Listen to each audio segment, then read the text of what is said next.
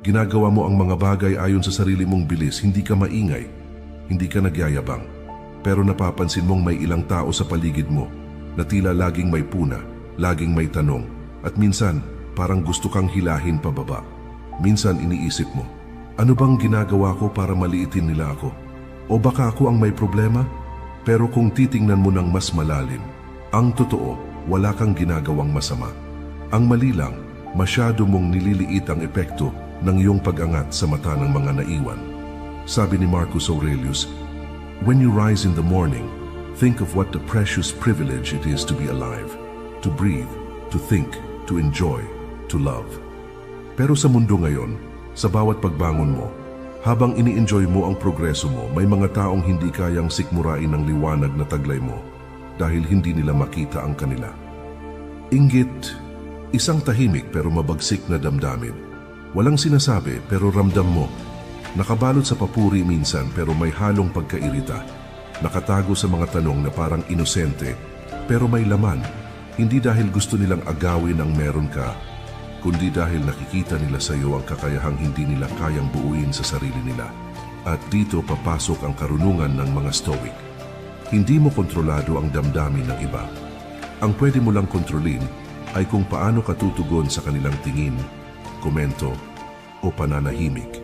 Kaya sa video na ito, pag-uusapan natin ang 7 dahilan kung bakit naiinggit sa iyo ang ibang tao. Hindi para pagyabang ang meron ka, kundi para maunawaan ang mas malalim na ugat ng inggit at mas mapanatili mo ang kapayapaan ng isip mo sa kabila ng mga matang may panghusga. Dahil sa dulo, hindi mo kailangang magpaliwanag. Hindi mo kailangang ipagtanggol ang sarili mo. Ang tunay na lakas ay yung kaya mong magpatuloy kahit may mga umaasang mabigo ka. Bago ang lahat, muli kaibigan, inaanyayahan kita na mag-subscribe sa ating channel dahil dito magbabago ang pananaw mo sa buhay. Maraming salamat. Magsimula na tayo. Dahilan number 1, dahil tahimik kang umaangat. Hindi ka maingay. Hindi mo ipinapakita ang bawat tagumpay sa social media. Hindi mo kailangang ipagsigawan kung ilang hakbang na ang naabot mo. Pero napapansin nila, kahit hindi ka nagsasalita, ang mga taong naiinggit sa iyo ay hindi nagagalit dahil sa yabang mo. Nagagalit sila kahit wala kang sinasabi. Nagagalit sila sa presensya mong hindi kailangang humingi ng atensyon pero damang-dama ang bigat. Bakit? Dahil ang katahimikan mo ay isang uri ng kumpiyansa na hindi nila maabot. At ang kumpiyansang yan ay parang salamin, ipinapakita sa kanila ang mga kulang sa sarili nila. Sabi ni Epictetus, "If you want to improve, be content to be thought foolish and stupid." At yan ang ginagawa mo, pinipili mong manahimik, magtrabaho at hayaang ang resulta ang magsalita. Pero para sa ibang tao, nakakatakot ang ganong uri ng pagkatao. Kasi hindi mo hinahanap ang validation nila. Hindi mo kailangan ang approval nila. At ang mga taong hindi sanay na hindi sila sentro ng mundo, ay madalas naiinggit sa mga taong kaya nang mabuhay nang hindi sila ang sinasamba. Ang tahimik mong pag-angat ay isang anyo ng paninindigan. Hindi mo man sabihin ng direkta, ang kilos mo ay may sinasabi na kaya mong buuin ang sarili mo kahit walang palakpak, na kaya mong umusad kahit walang nanonood. At ang ganitong uri ng pag-angat, yung hindi sinusuklian ng papuri, ay mas nakakasilaw para sa mga taong hindi pa buo ang loob. Kaya tandaan mo, ang katahimikan ay hindi kahinaan. Minsan, ito ang pinakamatatag na anyo ng lakas. At ang lakas mong yan ay madalas hindi kayang sikmurain ng mga sanay sa ingay. Dahilan number 2, dahil hindi ka umaasa sa opinyon ng iba. Sa isang mundong uhaw sa papuri, ang taong hindi naghahanap nito ay parang isang banta. Lahat gustong mapansin. Lahat gustong makuha ang like, ang congrats, ang wow. Pero ikaw, tahimik lang. Ginagawa mo ang tama hindi dahil gusto mong mapansin, kundi dahil ito ang tama. At yan ang hindi matanggap ng iba. Ang karamihan ay namumuhay sa mata ng publiko. Lahat ng galaw, idinidikta ng opinyon ng ibang tao. Porma nila, desisyon nila, maging pangarap nila. Lahat may basbas ng validation. Pero ikaw, pinipili mong manahimik, mamuhay ayon sa sariling prinsipyo, at magdesisyon batay sa tunay mong halaga, hindi sa kagustuhan ng iba. Hindi mo kailangan ng tapik sa balikat para tumuloy. Hindi mo kailangang sabihan ng galing mo bago kumilos. Dahil alam mong ang tunay na lakas ay hindi nakukuha sa palakpak, kundi sa paninindigan. Sabi ni Seneca, "What progress you ask have I made? I have begun to be a friend to myself." At dahil kaibigan mo na ang sarili mo, hindi mo na kailangan ng pahintulot ng mundo para maging masaya, para magbago, para sumubok. Kaya kang irespeto ng sarili mo kahit hindi ka iniintindi ng iba. At dito na pumapasok ang inggit. Ang mga taong sanay na umaasa sa opinyon ng iba ay naiinggit sa mga taong malaya. Kasi ang kalayaang yan ay paalala na sila mismo ay nakakadena pa rin. Nakakadena sa takot na hindi mapansin. Nakakadena sa pangangailangan ng palaging pag-apruba. Nakakadena sa ideya na ang halaga ko ay depende sa tingin ng iba. Pero ikaw, wala ka sa kulungang yan. At para sa kanila, ang kalayaan mo ay nakakairita dahil ipinapakita mo sa kanila kung gaano sila nakakulong. Kaya minsan, ang katahimikan mo ay tinatawag nilang pagmamalaki. Ang pagtutok mo sa sarili ay tinatawag nilang pagka-istrikto.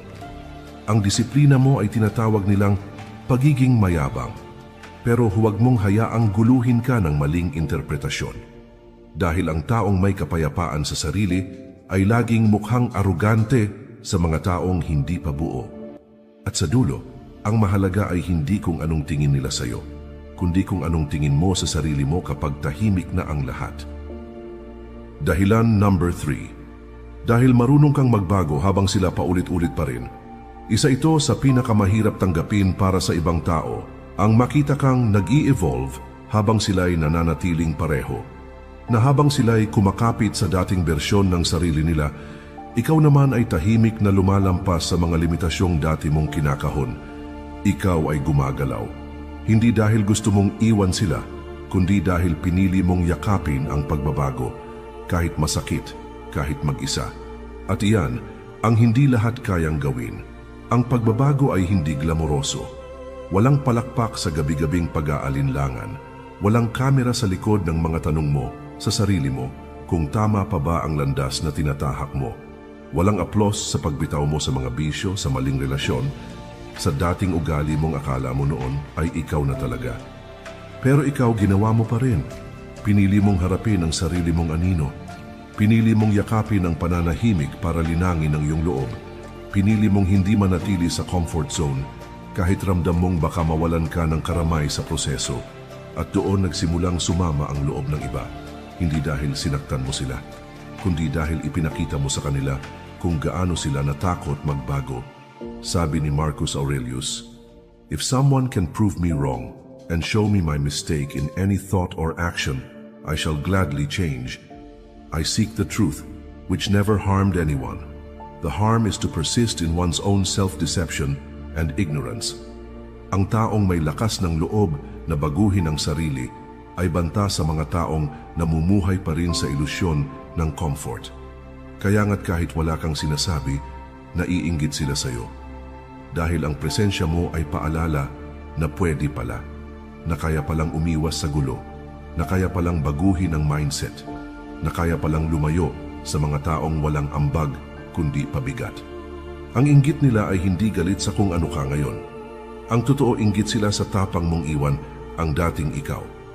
Dahil sila, ayaw pa ring humiwalay sa bisyong matagal nang sumisira sa kanila. Ayaw pa ring bitawan ang barkadang nagpapaikot lang sa kanila sa parehong pagkakabalaho. Ayaw pa ring tanggapin na ang kinaiinisan nila sa ibang tao ay madalas refleksyon ng sariling pagkakulong. Kaya kapag may mga taong tila lumalayo, tumatahimik, o naglalabas ng sama ng loob sa iyo, tanungin mo, ako ba ang problema o ako lang ang paalala ng pagbabago na hindi pa nila kayang yakapin? Sa mundong ito, hindi lahat matutuwa sa pag-angat mo. Lalo na yung mga piniling hindi umalis sa lupa kahit bukas na ang langit para sa kanila. At sa ganitong mga sandali, doon mo mas maiintindihan. Ang tunay na pag-unlad ay hindi palaging masaya. Madalas, ito'y nagbubunyag ng katotohanang ayaw marinig ng iba. Pero kahit masakit, huwag kang titigil. Dahil ang pagbabago mo ay hindi para saktan sila. ito'y para mailigtas ang sarili mo mula sa sarili mong pagkakatali. Dahilan number 4, dahil hindi ka takot mapag-isa. Sa mundong takot na takot sa katahimikan, ang taong marunong mapag-isa ay parang kakaibang nilalang. Parang may alam na hindi alam ng karamihan. At dahil hindi nila maintindihan ang kapayapaan mong wala sa piling ng iba, naiinggit sila sa iyo. Marami ang nagtatago sa ingay ng paligid, sa maingay na barkada, sa paulit-ulit na relasyon, sa walang tigil na pag-scroll, sa pakikipagkwentuhan na walang saysay. Hindi dahil masaya sila, kundi dahil ayaw nilang harapin ang sarili nila. Dahil kapag tahimik na, doon nila maririnig ang mga tanong na matagal na nilang iniiwasan. Pero ikaw, pinili mong tahimik. Pinili mong kumawala sa mga gulong walang patutunguhan. Pinili mong lumayo sa mga tao kahit alam mong masakit dahil alam mong hindi na sila tumutulong sa paglago mo.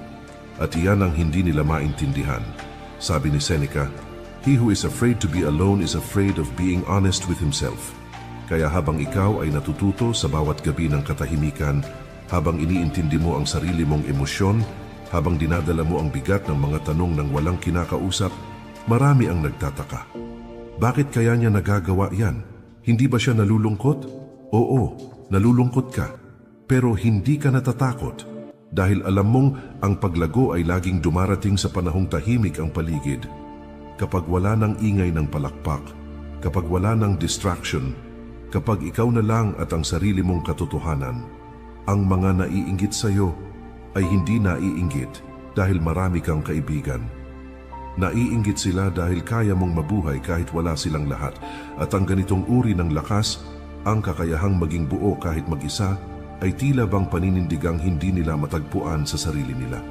Kaya kapag nakita nilang kontento ka sa sarili mong mundo, na hindi ka naghahabol sa atensyon, na hindi ka dependent sa presence ng iba, napipilitan silang harapin ang tanong na pilit nilang tinatakbuhan. Bakit siya kaya niyang tumahimik, samantalang ako hindi mapakali? At doon sila naiinggit. Hindi sa pera mo, hindi sa itsura mo, hindi sa tagumpay mo, kundi sa kapayapaan mong hindi nila mahanap kahit napapalibutan sila ng tao. Dahil sa mundong sinasamba ang koneksyon, ang pinakarebelde ay ang taong kayang magtayo ng sarili niyang katahimikan. Kaya huwag mong ikahiya ang pagiging mapag-isa. Huwag mong isipin na kulang ka dahil wala kang kasama. Dahil ang taong marunong mapag-isa ay ang taong hindi madaling masira. Dahilan number 5. Dahil hindi ka na naghihiganti, pinapatawad mo na lang at tinutuloy ang buhay. Isa ito sa mga bagay na hindi madaling gawin. Ang hindi gumanti kahit kaya mo. Ang manahimik kahit kaya mong sumagot. Ang patawarin kahit hindi sila humingi ng tawad. At higit sa lahat, ang ipagpatuloy ang buhay mo kahit hindi nila nakita ang bigat ng sakit na iniwan nila sa iyo. At kapag ginawa mo ito, kapag pinili mong patahimikin ang galit at sa halip ay ayusin ang sarili mo, makakaasa kang may maiinis, may maiinggit, may manggagalaiti sa katahimikan mong hindi nila masira. Bakit? Dahil gusto nila ng gulo. Gusto nilang masira ka. Gusto nilang bumagsak ka gaya ng inaasahan nila. Pero sa halip na gumanti, tumahimik ka. Sa halip na ipahiya sila, pinatawad mo. At sa halip na sayangin ang oras mo sa pagbibilang ng sama ng loob, ginamit mo ang panahon sa paghilom, sa pag-angat, at sa panibagong simula. At yan ang hindi nila matanggap, sabi ni Marcus Aurelius. The best revenge is not to be like your enemy. At yan ang ginawa mo. Hindi mo sila ginaya. Hindi ka bumaba sa level na gusto nilang hilahin ka. At sa bawat araw na pinipili mong bumangon ng may dignidad, ay isang araw na naaalala nilang hindi ka nila nagawang sirain. Marami ang naiinggit sa ganitong uri ng lakas. Yung klaseng hindi maingay, pero matatag. Yung uri ng katahimikang hindi dahil mahina ka, kundi dahil napagtagumpayan mo na ang sarili mong galit. Dahil alam mo na sa bandang huli, ang pagkapanalo ay hindi nasusukat sa kung sinong pinakamalakas sumigaw, kundi sa kung sinong pinakamarunong magpatawad at hindi na kailangang ipagyabang ito. Ang mga naiinggit sa iyo ay naiinggit hindi dahil masaya ka na. Naiinggit sila dahil akala nila hindi ka na dapat maging masaya.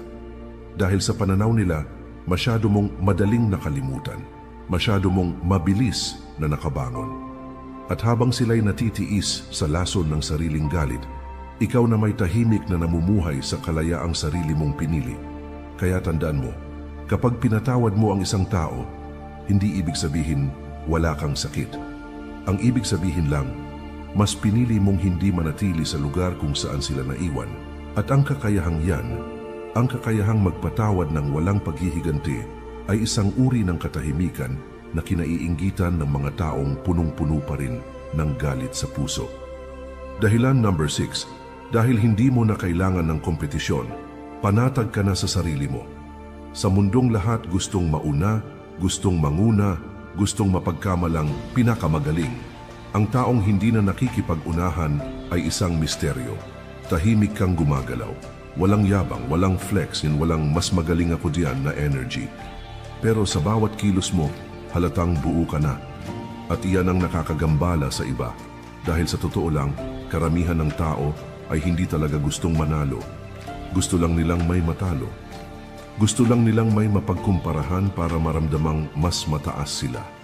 Gusto nilang patunayan sa iba ang halaga nila. Dahil sa loob-loob nila, hindi pa nila ito nararamdaman sa sarili nila. Kaya kapag may isang tulad mo na dumarating, na hindi nakikipagkumpetensya, pero umaangat, na hindi naninira, pero nangingibabaw, na hindi nagpapakitang gilas, pero kapansin-pansin, nagkakandagulo ang sistema nila. Sabi ni Epictetus, "If you want to improve, be content to be thought foolish and stupid." At kaya mong tanggapin yan na minsan tatawanan ka, na minsan hindi ka mapapansin, na minsan aakalain nilang wala kang ambisyon. Pero ang hindi nila alam, kaya mong hindi magmadali. Dahil panatag ka na sa direksyon mo. Hindi ka na driven ng inggit, ng pride, o ng validation. Ang nagpapaandar sa iyo ngayon ay disiplina, purpose, at katahimikan. At doon sila naiinggit. Hindi sa tagumpay mo, kundi sa peace of mind mong hindi nila mabili. Naiinggit sila dahil habang sila'y abalang-abala sa pagpapatunay ng sarili nila, ikaw ay abala sa pagpapaunlad ng sarili mo. Walang ingay, walang gulo. Nakakabingi sa kanila ang katahimikan mo. Nakakainis sa kanila ang kawalan mo ng pakialam sa kompetisyon dahil habang sila'y abala sa paghila ng iba pababa, ikaw ay abala sa pag-akyat, kahit mag-isa. Tandaan mo, ang taong may tunay na tiwala sa sarili ay hindi kailangang manalo sa palakasan, hindi kailangang mangibabaw sa usapan, hindi kailangang ipamukha kung anong meron siya. Dahil sapat na ang katahimikan niya para ipaalam, buo siya, kahit walang nakakakita. At sa mundong puno ng ingay at kompetisyon, ang ganitong klase ng katauhan ay tila isang hamon, isang salamin na nagpapakita kung gaano pakaliit ang tingin ng iba sa sarili nila. Kaya kapag nararamdaman mong may naiinggit sa'yo, kahit wala ka namang ginagawa, malamang ay dahil wala kang intensyon mangibabaw. Pero ikaw pa rin ang lumilitaw, at sa totoo lang, walang mas nakakainis sa taong hindi mo matalo, kasi hindi naman siya nakikipaglaban. Dahilan number 7, dahil natagpuan mo na ang layunin mo at hindi na ikaw ang lumang ikaw. Ito na ang dahilan na hindi masabi ng marami, pero damang-dama sa bawat tingin, kilos at katahimikan nila sa paligid mo. Tahimik kang pinagmamasdan, tahimik kang kinaiinggitan, hindi dahil sa kung anong meron ka, kundi dahil sa kung sino ka na ngayon. Nakita nila kung saan ka nagsimula. Kasama ka nilang naligaw, nagkamali, tumawa, lumuha. Nakita nila ang mga araw na bagsak ka, ang mga gabing puno ng tanong ang mata mo, ang mga panahong kahit sarili mo, hindi mo na maintindihan. At ngayon, tahimik kang tumindig, tahimik kang binuo ang sarili mo, at higit sa lahat, natagpuan mo na ang layunin mo. Hindi mo man ito ipinagsisigawan, ramdam sa bawat hakbang mo na may direksyon ka na. May dahilan ka na kung bakit ka bumabangon. Hindi ka na basta-basta sumasabay sa agos. Alam mo na kung para saan ka nabubuhay. At ang ganitong klase ng kalinawan ay isang uri ng kapangyarihang hindi lahat handang makita sa isang taong dati nilang ka-level. Kasi ang tagumpay mo ngayon ay hindi na aksidente, hindi na tsamba. Ito ay bunga ng intensyon, disiplina at paninindigan. At kapag may taong ganyan, Nagiging paalala ito sa iba kung gaano pa sila kalayo. Nagiging salamin ito ng lahat ng hindi pa nila kayang harapin sa sarili nila. Sabi ni Marcus Aurelius, "Stop drifting. You've wandered enough. Wake up. Show yourself. You're not a child anymore." At yan ang ginawa mo. Nagising ka. Hindi na ikaw ang taong palaging naghihintay ng direksyon mula sa iba. Hindi na ikaw ang madaling hilahin ng opinyon ng mundo. Ngayon, ikaw na ang gumagawa ng sarili mong landas. Kaya't kahit hindi nila aminin, may kirot sa loob nila sa tuwing nakikita kang kontento, malinaw at buo. Dahil alam nila, ikaw, natagpuan mo na ang sarili mo. At sila, nasa gulo pa rin ng pagkakaila, ng pagpapanggap, ng pakikisabay. Kaya minsan, ang inggit ay hindi mukhang galit. Minsan mukha itong tahimik na paglayo, mukha itong biro na may sundot, mukha itong, "Uy, nagbago ka na," na may halong panunumbat. Pero ang totoo, hindi ka lang nagbago. Lumaya ka. At ang kalayaan mo, ang linaw ng direksyon mo, ang katahimikang taglay ng isang taong buo na, ay bagay na hindi nila matanggap dahil ito'y paalala ng lahat ng takot pa rin nilang harapin. Kaya kapag tinanong ka, bakit kaya parang naiinggit sila sa akin, wala naman akong ginagawang masama. Ito lang ang sagot. Kasi ikaw na ang naging taong akala nila sila ang mauuna. Kapatid, kung umabot ka sa dulo ng video na ito, marahil isa ka sa iilan na hindi takot harapin ang katotohanan na hindi lahat ng katahimikan ay kapayapaan at hindi lahat ng pagngiti sa harap mo ay tapat. Ang inggit ay hindi palaging sigaw. Minsan, ito'y bulong, tahimik, mapanlinlang. At kung hindi ka matatag sa sarili mo, madali kang madadala ng mga tinging may halong pagdududa. Pero ngayon, alam mo na, hindi ikaw ang problema. Ikaw ang paalala ng kung anong posible. Ikaw ang ebidensya na ang katahimikan ay hindi kahinaan, kundi lakas na bihirang maabot ng ingay. Kaya huwag mong hayaang patayin ng inggit ng iba ang apoy sa loob mo. Panatilihin mong buo ang tiwala mo sa sarili. Ipagpatuloy mo ang landas mo kahit hindi ito maintindihan ng iba. At kung naramdaman mong tumama sa iyo ang mensaheng ito, huwag mong hayaang dito na lang tumagtapos. Mag-subscribe ka ngayon, hindi lang para sa susunod na video, kundi bilang paninindigan na pipiliin mong lumago kahit sa mundong madalas ay gustong hilahin ka paatras. Dahil sa dulo, ang stoic ay hindi lang yung tahimik. Ang tunay na stoic ay yung kahit na naiinggit sa kanya ang mundo, ay marunong pa ring manahimik, magpatawad at magpatuloy.